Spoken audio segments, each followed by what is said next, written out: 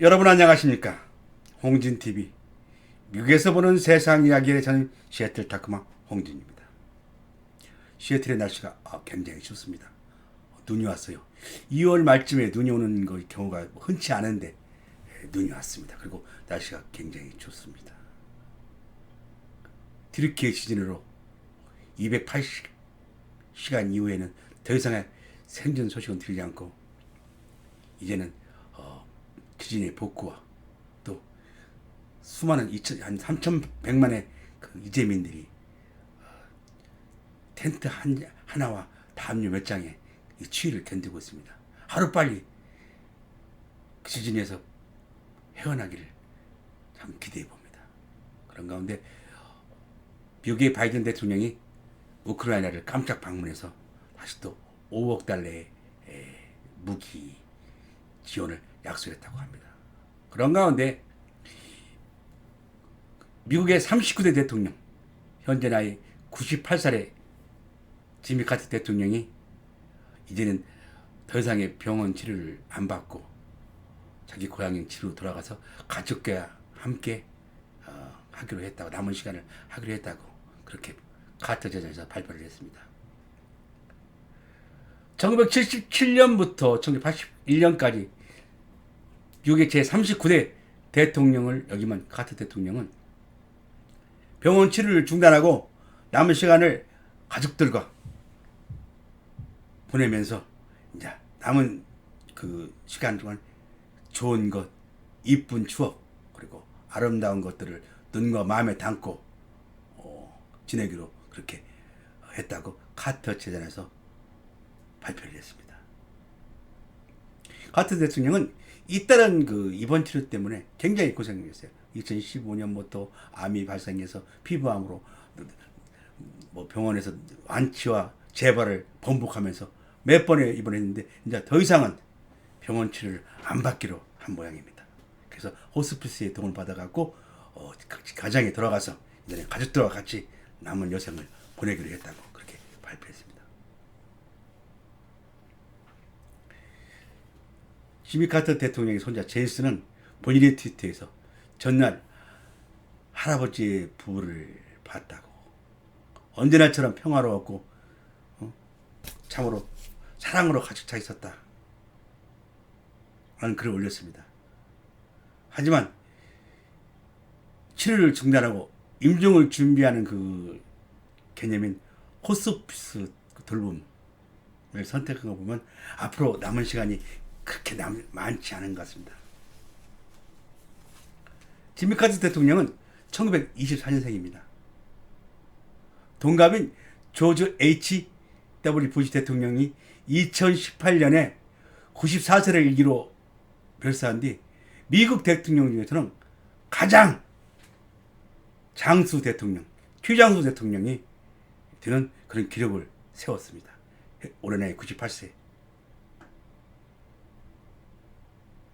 카터 대통령은 1977년부터 1981년까지 미국 대통령을 역임하면서 인권, 세계인의 인권과 민주주의를 굉장히 강조한 대통령입니다. 그 도덕 중심의 정치를 부르짖은 대통령인데 재임 중에 일으킨 업적으로는 1978년도에 캠프 데이비드 협정, 이스라엘과 이집트의 그 오랜 그 앙숙인 그 관계를 중재해서 평화협정을 이끌어냅니다. 이끌어내면서 중동평화에 이바지를 하게 됩니다. 그런 업적을 남겼고, 또 하나 난제라면, 악재라면 1979년도에 팔레 왕조가 망하면서 미국 대사관 직원 66명이 이란의 포로로 잡히게 됩니다. 444일 동안. 그래서 거기에 미국 국민을 구하기 위해서 특수부대를 보냈는데 거기 8명이 사망합니다. 그래서 임기 말에 아주 곤욕을 겪습니다. 그리고 대한민국과의 관계도 별로 그렇게 좋지 않았습니다. 왜 좋지 않았냐? 그때 당시에 박정희 대통령이 유신, 홍콩하고 또 핵 개발을 적극 추진했어요. 근데 인권과 생활 평화를 부딪혔던 카터 대통령이 아주 반대의 길을, 전 극과 극의 길을 걸으니까 아주 미군 철수동 아주 강력한 카드를 내밀었어요. 그래서 카터 대통령을 달래기 위해서 그 당시 박정희 대통령이 카터 대통령을 한국으로 국빈 초청합니다. 그래서 청와대 영빈관에서 한정 만찬을 하는데 그때 박정희 대통령의 표정이 너무 지치고 힘든 표정. 제가 그걸 텔레비에 봤기 때문에 저는 잊지를 못합니다. 예. 그 시대에 안 살았던 사람들은 모르겠어요. 그냥 살았던 사람들은 그 텔레비를 봤다면 대통령의 지치고 힘든 모습을 봤을 거라고. 안경을 끼고 그 와인잔을 들면서 그 축배를 들자고 하는데 그 표정이 저는 지금도 선명합니다. 그러다가 1979년도 12.16 사태로 박정희 대통령이 또 서거하면서 우리나라의 뭐 군사 국방에 대한 발전은 더 이상 없었어요. 만일에 그때 한 1, 2년만 박정희 대통령이 서거를 나중에 그 사건이 일어났다면 또 우리나라의 역사는 또 바꿔졌을 겁니다. 각설하고 카터 대통령. 그런데 특징이 뭐냐면 재임 시절보다도 재임 후에 더욱더 빛났던 그런 대통령이 아닌가 생각합니다. 예, 사랑의 집지키. 세계 각국을 돌아다니면서 어렵고 힘든 사람들한테 다 집을 줘줬어요. 카터 재단을 만들어서 사랑의 집지키 재단으로 아주 세계를 누우면서 어려운 사람들한테 집을 너무 많이 줘줬어요.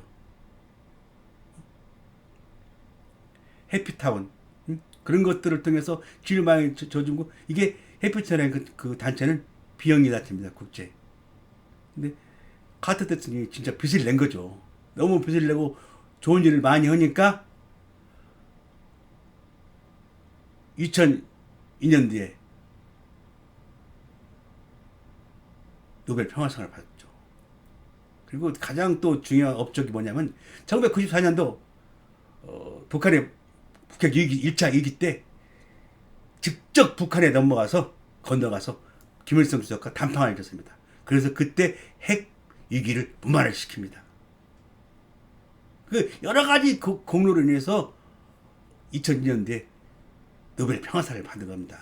이게 재임 시절보다도 재임 끝난 뒤에 더 빛나고 훌륭한 일을 한 분으로 모든 미국인과 세계인들 머릿속에 기억되는 그런 대통령이십니다.